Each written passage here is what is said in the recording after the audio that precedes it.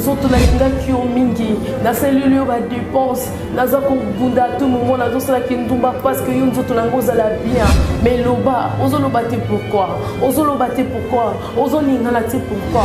Mokile ko singa ye, mokile ko singa. Olinga kinga te parce que obande ko sala makambo yo lingi.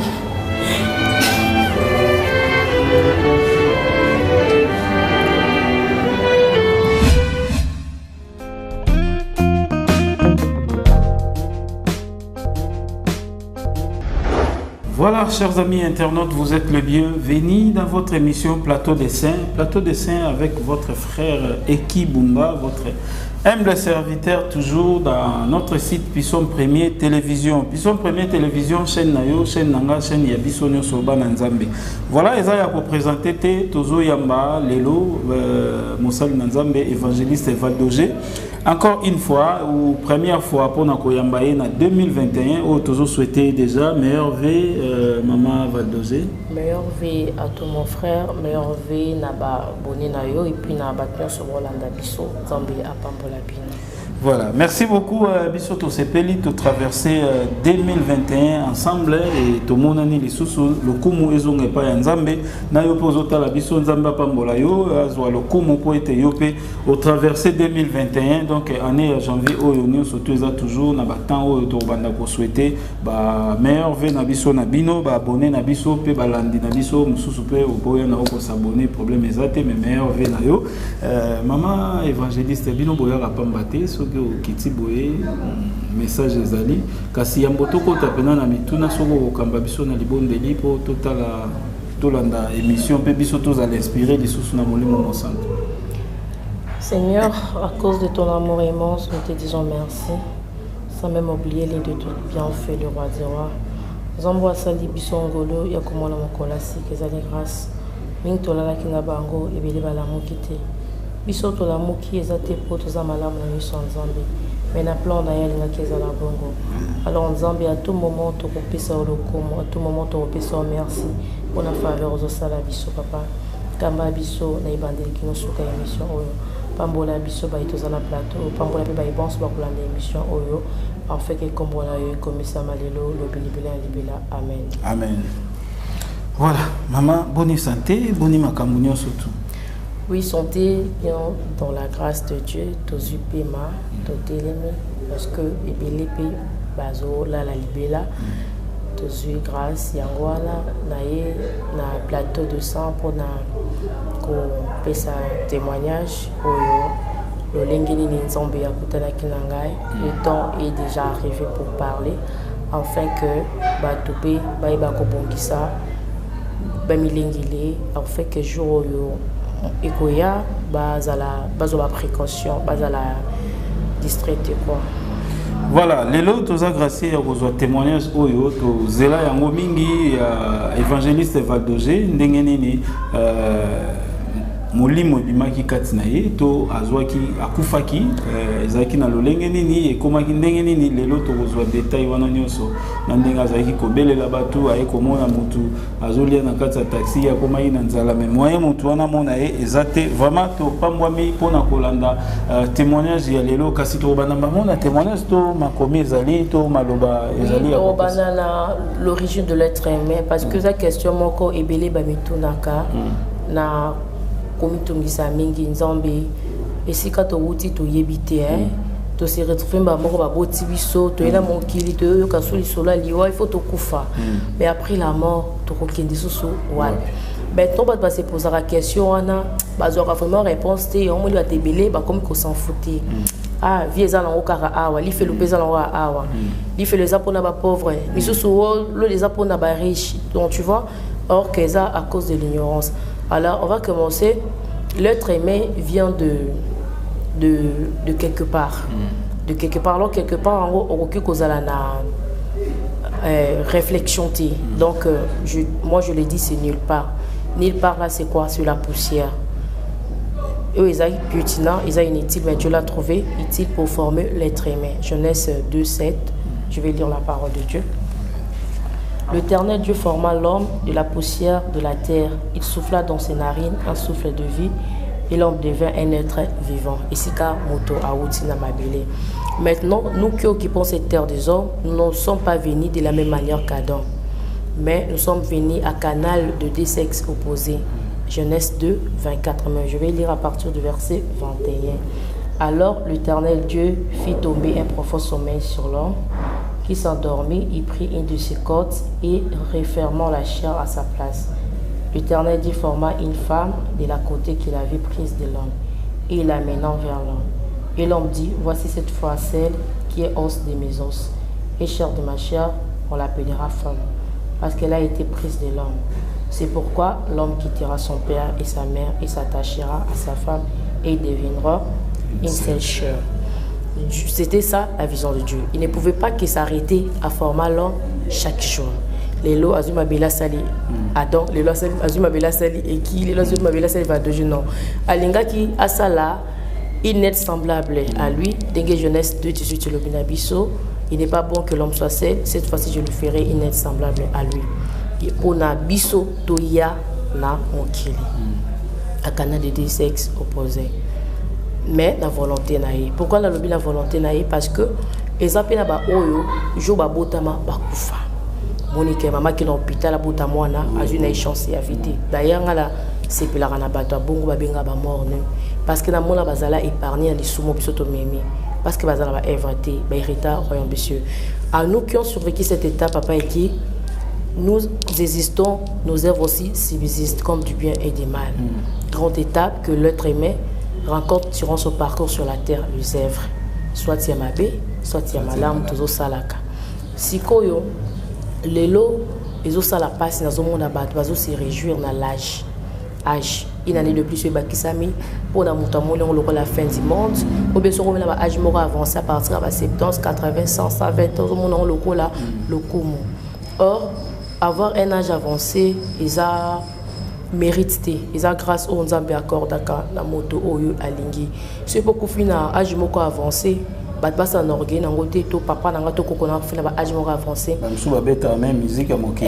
que ça fait ils ont ignorance. Ils ont ignorance, ils ont la mérité, ils ont la grâce pour Nzambe à ça la kamoto. Mais mon toufa ibaka devant Dieu, tu se représente, tu requiers des leçons Nzambe n'a pas agité autotique tout ça qui n'a mokili na kita qui n'a 50 ans, 20 ans, 10 ans non parce que va te basation tu as fini à 10 ans et moi na mokié ma ouais le coup la malchance non. Là, on ne va pas se présenter devant Dieu avec l'âge qu'il a fait sur la terre, mais avec les œuvres qu'il a fait sur la terre. Comme nous dit le livre de Ecclésiaste, chapitre 12, le verset 14. Car Dieu amènera toute œuvre en jugement au sujet du bien ou du mal. C'est-à-dire, l'homme sera jugé par rapport aux œuvres et non par rapport à l'âge. Alors, on a une c'était pour nous célébrer l'anniversaire, ça a folie, tapage. Kozwa, Kobaksa, Mboula, qu'on a vu na yo, ezali. Il y a folie des tapage na sala na kende tout le monde rabat parce que ça m'a révélé et ça là moment où il y a réflexion, il y a analyse, il y a méditation en disant que aujourd'hui Nzamba salinga grâce na moni mokolo ya sika. Est-ce que lobi na reçoit grâce wana et puis pema o Nzamba zo pesanga et lokoni ya malam na zo sana par na ye côté va être email semblable à moi. Est-ce que je de la charité avec eux dans une relation malam na ba dekonanga oyo tozala bona sa mokele. Alors la Bible nous dit de racheter le temps car les jours sont mauvais. Si on a racheté temps na banda ko sala ba œuvre malam on fait que dominer ma bé pour que mon kolango Nzamba salani ne ba œuvre na malam ekanga. Au lieu de réfléchir sur cela, mais bah tout là bas anniversaire, bah comment le quoi être conscient. Bazo célébrer l'anniversaire là bas moment moko je sais donc pour un jour anniversaire, bah toi permettre même à ça qui nous mara pas un bon fêter. Mais sur ce monde là donc ils ont mis ma batuna banzela et belé à ma bé. L'être aimé au lieu de réfléchir sur de ce qu'on était, de ce que nous sommes devenir et de ce qu'on deviendra, mais l'être aimé il est là en train de réfléchir sur que les choses qui nous présentent dans le monde. Comment réussir la vie? Là, il y a mon kili, dans un monde toujours copier. Il faut qu'on ait un bon, il faut qu'on ait un bon. Alors, bah, tout soit Monique, c'est là qu'on réussit, ça, kotanga. Bah, tout soit grâce dans kotanga réussir. Mais soit commerce, mais soit mafia, côté banzila mabe, mais soit na liba la paix, ça m'a coupé, c'est pas mal mon rambongo à tombolier. C'est par là que l'homme commence à préparer son avenir de cette vie qui ne dure pas. Mais par ignorance, Ersiko a aussi réalisé que tout va bien, on est sur le Lucas, ça va dans la vie. Maintenant, tellement on a ignorance, après vie où on a une mission dans Koufa. alors bon maintenant c'est le temps de réjouir dans la vie. D'aller en Bonanga, là c'est la folie, le ligne c'est parce que parce que c'est la koufi et sili c'est l'ignorance et aussi la que moto attend il y a qu'au préparer vie oyo ils ont mélaté qui a préparé et limité à préparer vie na éternelle. Et récemment la parole de Dieu est là pour nous aider à avoir une pensée digne, élevée, à connaître le but et le pourquoi de notre existence, mais beaucoup de gens n'ont pas le temps pour cela. Parce qu'on attend, il y a un temps raté, parce qu'on attend, il y a koyoka. Alors, il faut découvrir Yomoko pour comprendre des choses. Mais si vous avez mingi, babandabe kokosayo mingi. De longue wana to komi na étape ya soki muto akufi elonini ekomaka. Normalement, kokufa kotika mokilo eza balolenge ebele. Eza lolenge mususu ya naufrage, bateau à partir de mai, l'accident comme les crashs aussi, crash et puis muto pa ko katsa ba tamponner. Maintenant, muso pa ko la mokite ndenga ezalaki. Maintenant, na nyoso wana na muto akufi na ba lolenge wana to azaki malade abeli bikipete, basel ba traitement bikité na makamoni nyoso ngala cité. Tant que le premier personne à constater cela est Zaka vivant. Mouto a koufi a ibate ka koufi. Na cause exemple encore il y a accident. Mouto a traversé batoutie. Batbazaki ndinga ndinga ba oganga mouto a koufi ba komi mouto. Maintenant mouto ba tamponner, ba cause ba tamponner koto yo voiture ke boaki kuna. Maintenant le quoi l'être aimé azara toujours na sens il y a intelligence humaine. Et on go boa kae a rotelema. Moye bate que non et on les a molimo début maki toto itikali a rotelema lokolo ki soni atambula. Maintenant ba tout ce qu'on va mon événement ba ko ba pousser nisika corps ezali ba do ki mamba ce ko yé o telemi à se comprendre o menga la temi mais ba do ki mamba pourquoi étape on la ba benga ngo tourment. De même façon si on t'a confiné en hôpital ba to ba constatera premier et ça ba médecin et sa famille que non muta kufile ba do landé muto ba déclarer ka kufi so razaki na mbetu da ko le mbeta hôpital da ba que non mais comment bon ba langa la kufite étape on a benga ngo tourment on ti ba bazolela yé azolo ba ki na kufite. Et puis deuxièmement abanda koluka asola na batu a expliquer bango que non ngana kufite mais bon là pourquoi est-ce qu'au Bible le dit qu'il n'y a aucune relation entre les morts et les vivants. Donc, on a tout comme à place parce que au lobby, ceux qui montent à 4 moutema, le médecin va constater, ou soit bateau va monter accident va constater, il y a mogo à hôtelema, mais bango ba yeko mona ke mutuana à kofisiko. Est-ce que y a-t-il une relation entre les morts et les vivants? Non, il n'y a pas de relation entre les morts et les vivants. Mutu oyo akufi. L'état bateau les laé yé azawana azomona nzoto na ye azomona pe amoni pe bato ndenge bozolela ako expliquer on de quoi qui na kufité. Maintenant yo kaité parce qu'il y a aucune relation entre les morts et les vivants. Mutu soka kufi asa la relation na bato bazana bombo to le baye a commis esprit yenda za la possibilité mon abino mais bino bo mon a été parce que boza monde moko susute au carbone mais ya za la possibilité au mon makambo zo le ka awa zo le ka kuna mais biso poto mon il faut to kende na lieu sur l'endroit parce que tozana no bato tozana nzoto tozo simba biloko. Maintenant les rabanda ko luka a expliqué bato que non na kufita zo ngala nzoto n'est pas empêchant et qui n'a mort que te andakulu parce qu'on se comprend mais ni les comme langai ce que muta le but que non asola rana muta batu bakufa là toujours kende na parce que lobby a ko empêcher nzoto na ye ekota na mort mais azana pouvoir ya osimbaté parce que azoluka à faire défendre na batu ke bo mangate na zana bombo sikoyo tango lobby relation ya ba vivant na ba mort ezate. Mais tout le monde a payé bande comme soussou, bazota lisabiso ke, ezana bateau bazana na tobenga ngo mandat, il y a beaucoup solo là na ba arrière parents na bino, il y a ba famille ba kufa, ayeli bino pe message. Est-ce que eza elo eza la raté parce que y a za vivant. La mona na la chaîne I Amérique, modèle moko aza sur la. Oui. Là ils ont trompé, c'est faux et archi faux. Muta solana muta kufa azate.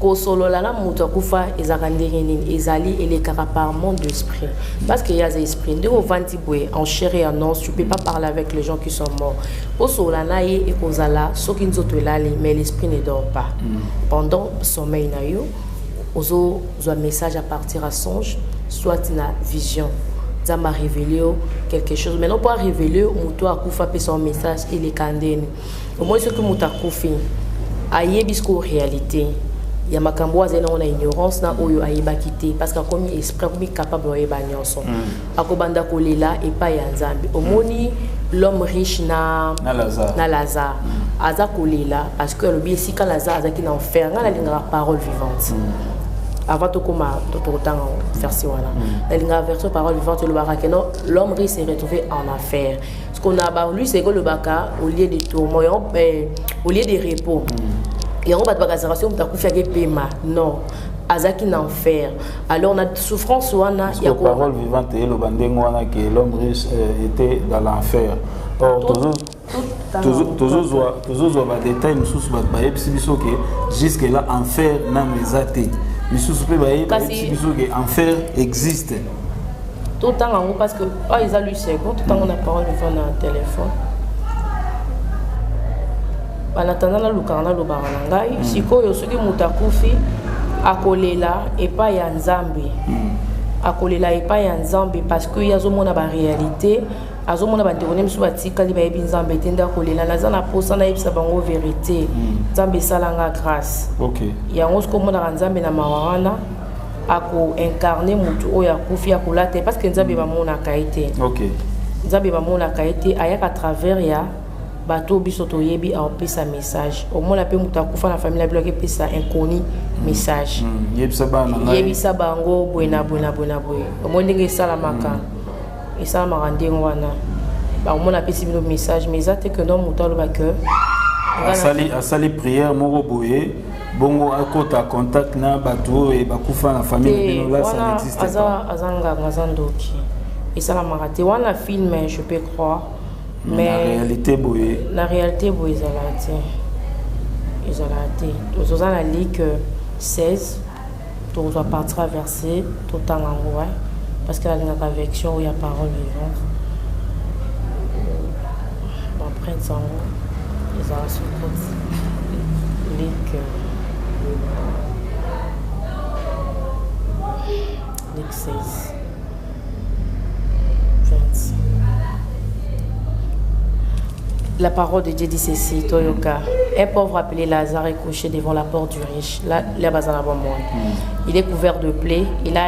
Il a très envie de manger ce qui tombait de la table du riche. Mais ce sont plutôt de chiens qui venaient lécher ses plaies.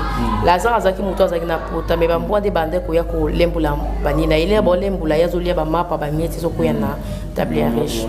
Un jour le pauvre meurt, les anges la portent auprès d'Abraham. Les riches meurent aussi et on l'enterre. Mais chez le mort, il souffrait beaucoup. Moi, la Bible de lobby. Là, c'est qui? C'est l'homme riche. Alors, il lève les yeux de loin, il voit Abraham et Lazare à côté de lui.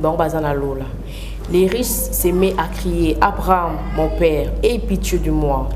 Envoie Lazare, azo supplier, azongisa Lazare à Koufi.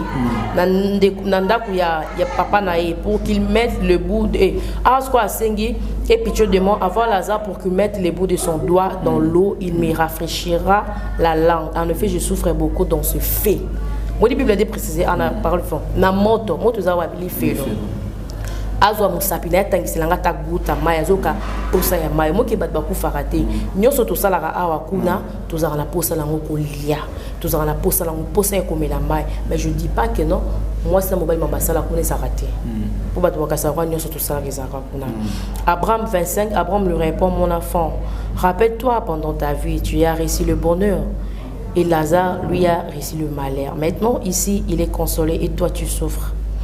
De plus entre vous et nous, il y a très grand trou. Ainsi, ceux qui veulent aller d'ici chez vous ne peuvent pas le faire. Et on ne peut pas non plus traverser les trous pour venir chez nous. Les riches lui dit, Père, je t'en prie, avoir donc Lazare dans la maison de mon père. En effet, j'ai 5 frères. Lazare ira le prévenir pour qu'il ne vienne pas. Et aussi dans ces lieux de souffrance. Les lieux de souffrance, c'est dans l'enfer. Abraham lui répond, tes frères ont Moïse et les prophètes, ils doivent les écouter. Donc Moïse na ba prophète eza biso bato bazoteyaka makambo il y a préparez-vous la repentance, Jésus revient bientôt. Il y a prospérité. Mais bato balingi koyoka te. Siko yongo moni bato bakufa tellement moto wane le karma kasa zota la moto oyo du jour au jour ko kangote. Nazana mwasi na tiki. Nazana bana bazana ignorance. Eloni no san zambe yoka mawa. Bande kolanga ba iba makambo. Zamba za miséricordieux en salini. Alors là tanzoto moto wana abimi na ndoto pa voisin. Akobi ma pepa mutaliboma, akobi ma pepa mutu moko ayebi otaza prophète, ayebi soki eki tala la moni kokona bino alobi boye. Mais c'est grâce à qui? C'est grâce à Dieu. Parce que mutu oya kufa azana pouvoir, c'est fini pour lui. C'est fini. Débat toi le bras kenga maman nga kufa ko na kufa protéger nga non. C'est Dieu. Balelaka omoni ndenge homme riche azolela pour la bande konaye nzambe azoyoka ngo directement si kona mawana le azolela okomona nzambe ako incarner mutu moko alati nzoto mutu moko apesa message eloko buena mona pe que non muta boma kinga intel apesi message mais eza yete parce que hier azana pouvoir ya ko solola ba o bazana bo moité mutazana pouvoir ya ko sala ngo ezali nzambe poso ke zaki bon bato bakufa me bazongaka c'est ça. Donc akufi na yabité na poso ozonga parce que bazo faire souffrir bananga azongi ba moko bazonga raté là sur que ça filme to konzima peut-être un dingue va film à Nigeria et ko sarabiso moni makambo après la mort et belé baza ko imaginer sur le film et l'on les car après liwa. Alors, bazo ba idée wana ba édition ba sangisi ba koloba non, c'est faux et archi faux. Vraiment, ils ont pas si mingi, donc toujours certains éclaircissements. Tout est bien été tant au message yaka, ils allaient pour na bananzambe, Bible peso recommandé, surtout ils vont examiner, ils vont analyser message. En tout cas, ils allaient karatenyo surtout ekoya iyo toko ta en avant, il y a ba ebisi ok, ceux qui na beleli nzambe, na ngai aroye bisa bandeko no bakufa. Balo bananga makambo na ya koyebisa vraiment tabiso moko to mekana ko imaginer vraiment to meka ko analyser biloko wana po to zala trompete et puis ba Bible na biso to sala ndenge makomi ezoloba que ce livre de la loi ne s'éloigne pas de ta bouche. Médite-les.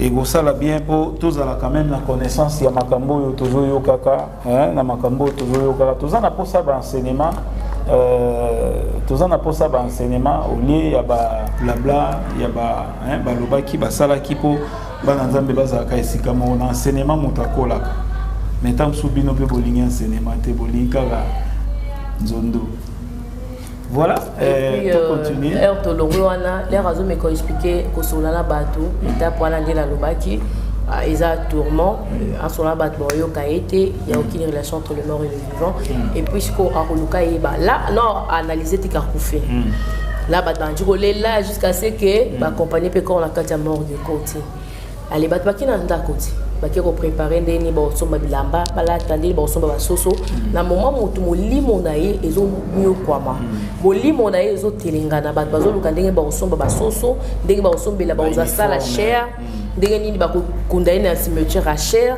pendant que mutu molimo zo sala nene ezo nyokwama na moment wana siko na temps nyonso bato bazo préparer ba obsèque na ye mutu pe azo yunganaka azo betaka pe tout esika matanga na ezali azo lela azo lukas ko ayebisa bato cause ya liwa na iso keza babomaki par bato po bato pe baza les mangeurs de la chair et les buveurs du sang bazali surtout la famille africaine bato baliaka bato asepelaka na yo tabina longolo na moki akoluka a lobana bino que mutuni na bomenga a roluka pa bisa bino sika nazo souffrir mais na profiter yena mon koneka mais na profiter mais ndeni nazo comprendre mais sika naza pas si boé na moment ba dozo luka ne ba cotiser ba mbongo na moment na ba balinga ko to ba zotinda ba mbongo pona mowe po ba to ba molinga bibembe ke mutaza na bomoy ko so za bomoy singili sungi ba pesa ote so ko profiter ba to ko renier ba mbongo pona ba kunda on honneur le coup ma famille ok mutu molimo ezo nyokwama na moment wana pe yepe azo yunga na rakarisika matanga ezali azolela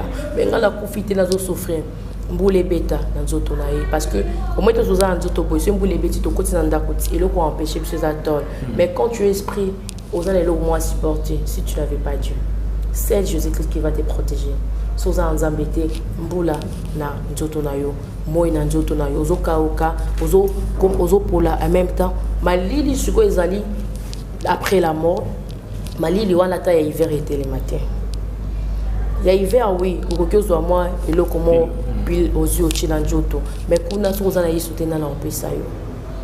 Na opesa yo. Obandi ko souffrir na moment na mutazo telingala étape ba benga ngo tourment. Azomi ko réaliser mais qu'est-ce qui se passe abando ko luka ko fournir ba effort humain akepe na morgue scanjo to na ezali nzoto ezara na ba coffre ti ba kotanga ba tiroir mais yaza ntina ya ko fongola tiroir te parce que l'esprit a mona directement alors simba a ko ko saisir ba biloko eza visible parce que yaza invisible. Na moment on allait rasoler la wana azo comprendre mais dernier monde nazali azo se retrouver moi là sur la batuzate abandi ko kanzala abandi ko kaposa kolia abandi ko kaposa mai un moment malili bandi ko ya un moment moto yandi ko frapper ba benga étape pour les tourments voilà bat bazo préparer candile bon c'est le matin ramener pour sango et mata le coup ils ont la famille mais moto azo souffrir et puis un moment pendant tourment naie akoyo ka voye ko bengaye la Combonae. Hébreux 9, 26. Car il est réservé à tous hommes de mourir une seule fois. Après quoi vient les jugements. Voir les copines dans la Combonae. Dans le temps, il y a la Combonae. Et puis là, il y a la Combonae. Je mets ça nini et bandi. Puis quand il y a un bando là, il y a ma beau salaki. Ok, non, monsieur. Il y a ma beau salaki. Ok, l'enfer. C'est fini pour toi. Parce que, ok, on va se sauter, c'est le moment Tommy Lingele, avant la côte à Siko, dans l'événement. Voilà, donc tout se repentir pour Mabé et comme la bisoté, Natango Togo Silisa Mobembo na biso na se ya moi parce que na se ya moi awa toza ba pèlerin muto akotika la libela azalité yozo préféré nyonso tout ozwa yo moko peuple a souffrir yozo préféré bandeko ba souffrir yo moko zala nango mais eloko moko te oyo okomema na milita eloko moko tata basali yo mausolée eza na tina moko te parce que okomona eloko basaleli yo te eza na bato oyo bazana ba bazana ba jeep ebele tango bazokufa ba memie na ngote ba memie na ambulance oyo ekokani ata na ba jeep na été donc to se repentir to bongisa lobi na biso ekozala malamu mingi. Merci beaucoup na Shekina qui est derrière la caméra. Shekina au braquet caméra et pas il y a évangéliste Valdoger bongo a salé la biso vraiment oyo ezali témoignage na ye to landa na boke binyo soto.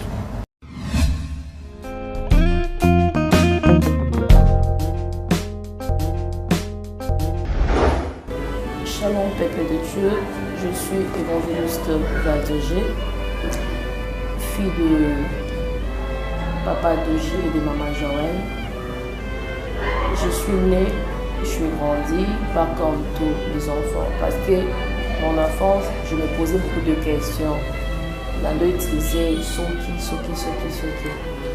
Alors, les moments viendra, on va expliquer pourquoi, d'abord on a utiliser à ceux qui en a parce que la vivre en France mon corps terrible, c'était pas vraiment bien, mais par la grâce de Dieu je bénis l'Éternel la c'est bien la passé parce que ceux qui les cas côté na la l'élo évangéliste peut-être na la ceux qui alors je bénis l'Éternel parce que la grâce soit salée la bien la côté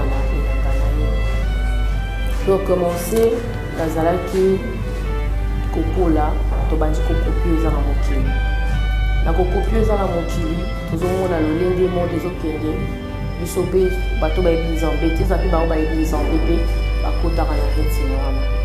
Alors je mène ma vie na ndenge ya liberté parce que j'étais arbitre de ma vie, je dépendais des personnes. Pour moi le chef de ma vie c'était moi, je ne dépendais pas de Dieu.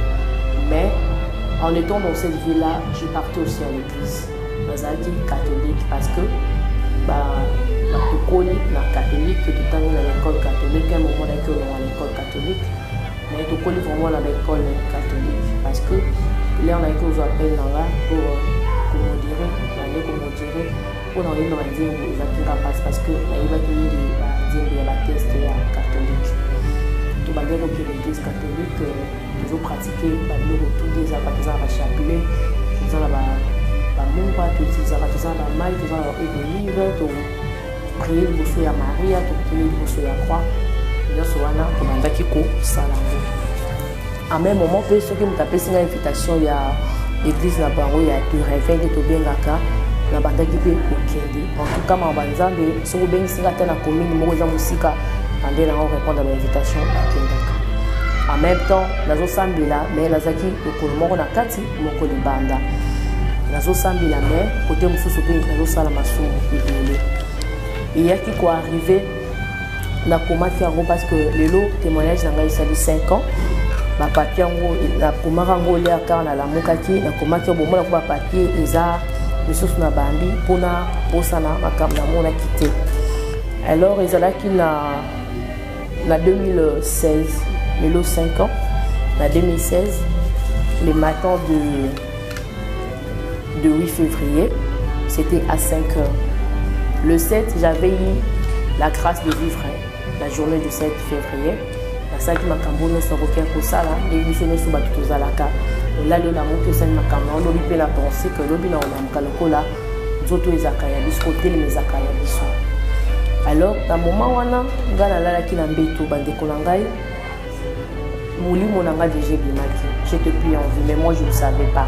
Boutou mon bimalazaki en vie. Arrivé à 4 heures du matin, disons que 5 heures, jeune sœur Nangai a télémaki pour se préparer à Boumamaki Moussala pour attraper moi dans la classe. Alors, dans le moment où on a Zaki toujours allongé, na monier a pesé un moukango azako bungama achaba maquillage na bengié Naomi soki maman Sarah aye la Mosangai. Maman Sarah Zali, maman moko na quartier, la quartier na ba ville naturelle Kinshasa. Nous avons un système européen, ça va bloquer en crédit, ba chaque tri, au benga abondel.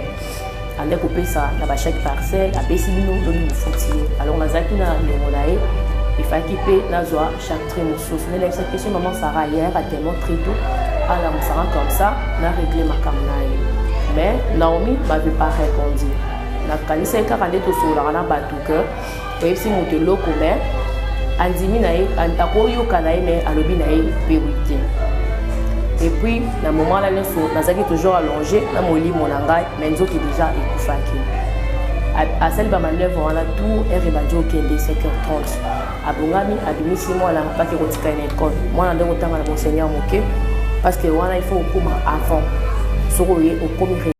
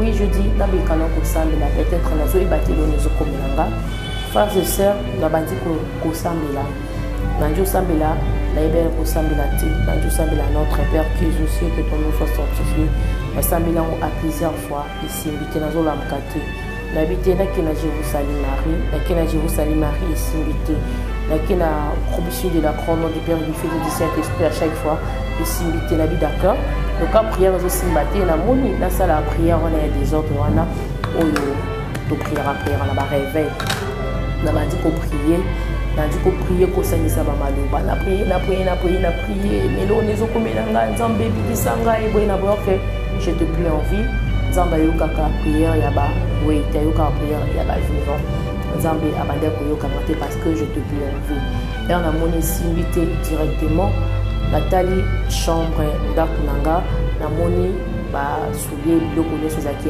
tous les affaires. Je dis, ah, mais où nous faisons mais comment on a conseillé de remonter directement, dans l'annexe, dans ma cambo, ils ont les cas, dans la salle comme Mazaki, maman, Sarah. À tout lié sous la zappe, c'est que vous tenez l'antakunaï. Assise pour servir maman aïe. R.A.E. je dis gloire à Dieu, maman Sarah, yo sauvé ngaï. Moko a dû affronter porte à chambre à Tali à se diriger directement escambé de Zalaki à Tiema Alobi et à la Linae maman habité maman Sarah pour l'air à l'offre la porte dans les bosso là c'est maman Sarah la lité talanga la zali bosso na yo mais na yebe lo zo comme na ngate que ne obenga na maman bo mekano ko tambu sanga peut-être na otambola moko a besoin qu'elle porte elle a qu'elle porte ayo kinga été donc événement qui ont les kaya zawana mais ayoki na ngata monengate donc une relation entre le mort et le vivant accueillir sport et s'envoler ah mais moto oya ina envers ngala ndaku na ngai yé mais accueillir na yebisi ayoki na mais comment ba bazo yo kangate na bi d'accord on a se diriger là où maman zalaki na bimi na mire bien aimé dans le Seigneur sans la simbelo na se diriger jusqu'à maman zalaki dans la commis jusqu'à maman zalaki na kotibe maman azota la télé ya rota la télé na yebisi maman na yeli boso na yebi maman na yebite lo nezo komelanga ya kana na ndaku na ngai comme ça oyeba lo nezo komelanga maman ayoka engate maman yoki ngai te directement na bi maman mais yako ngayo bandi boye moi na yo moi si vraiment akutelma ba minene yo yebite papa na moni na chambre na salon directement na moni papa ninga la chambre et puis na miki ko bousculer maman la kiti avant qui mais na koki ko simba été parce que la comité de l'esprit et puis là na bimi na zo na à partir de banda na moni ko na ngade la lati na ndako na bandisco kotala na ndiko lela na bime o ezangai mais comment elo nini ezokomela ngai elo ni ezokomela ngai directement na bila me ko bima ni banda na sula na batu bazala balabala. Et on a mis les bandes bien aimés dans le Seigneur. On a moni bazo tambola na tongo, bazo se diriger musuba ke misala, musuba kende kayo, musuba kende bipa ebele. Ba mona moni papa mi balé bazo le kana ili boso na bango na pesi bango mbote na bi papa mbote na se présenter le boso na bango na lobby s'il vous plaît et pas na biso et makambo komeninga te. Boya ko ebisa bota na ngakeno makambo la kuta nango parce que bango bazo yo kanga te peut-être bino boyo kanga boya na me babino sika na vandaka. Alors il n'y a pas de relation entre les morts et les vivants ayoka sengate. Ne ba papa ba ko leka ba lekinga na kati nzoto ba mona ke na empêcher bango ba lekati mais bazi ba doubler nga lisusu. Et puis je commençais à me poser des questions, je dis ah Seigneur mais nous connaissons les okomilanga là na yeba kite ke naza na bomoité. Parce que moi je savais que ce moutakou fini des appartements dans la cercle l'année pour lui c'est fini à ébilier sur m'envoyer les cafés. Or sur l'ignorance moutakou faraté nous autres de kufaka na bandi kotambola na kobi kotambola le quoi cheki na kobi le quoi mon pépé un moment na za koto un moment na keko un moment na zozo taxi te na zozo pe moto te na kobi kotambola siko un moment na bi Seigneur na kobi le quoi cheki boendeni mais na nzoto wana na nde kotambola normal nazo utiliser ba moyen de transport na bigi mais on a zotambola le quoi mon pépé boendeni nini nazo souffrir mais elo on ezo komela ngai nzambe na bi me monde on a ça c'est bizarre nazo lukana sola na batu nazo tambola me batu azo mona ngati nazo lukana sola na batu azo kangate nazo lukana sali kambo ezo simba te et puis na banji kotambola tambola kaka na jiko tambola sikoyo la ko yoka zala. Et on a yoki nzala na lobi nazo kanzala na osala nene moyen alia exactement bon abi ana nzoto na nga les actions ya kinzala nazimba mo biloko na lié ou bien na sombi mais awa sikoyo pe nazala mbongo somba biloko te nazala mbongo kuna na ndako na valise na nga mais moyen nazongo na somba biloko ezati naza limité non sala ndenge nini et puis nandi ko ka sou pour ça au melamai et nandi ko pour ça au melamai na bi ce qu'on a le ka robinet moko na melamai na moni robinet na fongoli mais esimba kité et puis elle a zotambola moni na balabala des akaso ngulu beti na Afrique mai evandaka na mabeli et puis na yo ko pousa na mbila tama ya mabeli wana et puis na omoni soko za pembe na mai kuma kwa miroir omona elili no na kati mais ngala me mona quitté parce que la commande de esprit et puis na yo ko ngala simba mai na lokuta na mina mai ya photo et simba quitté ya resimité wana siko na koma qui vraiment na pousa ya mai makasi unoika okinga na yo ko mona ce sont des choses fréquentes ça qui s'est passé le matin na yo tambola na yo kuma na point moko yare na moni ba maman basala ba lewa tongo pona ba chauffeur na bato ba belelaka ba na été sur benga ba na ba belaka ba ko kuta ba taxi na tongo wana azolia fufu na ngombe ya tongo et puis na lobi na pusana na lia na yina singa ya tana lia parce que na zo kanzana et puis na pusani pembe na yo wana la pesi mbote na ebisieux. Bonjour papa, ayoka ngate directement avant d'aller na kit ya plastique ati biloko na bon. Na ina va na bon na bi na nya na kala kwa zo mona na ngate. Na meki simba fufu na lia na yo en tout cas, bien aimé dans le Seigneur et simba kité. Er simbi wana na bi Seigneur. Mais na za limité, na zo kokomiate, na zo kokesa eloko te directement na ju ko tambola. De to tambola kapoye, to tambola na bisike les autres ngala.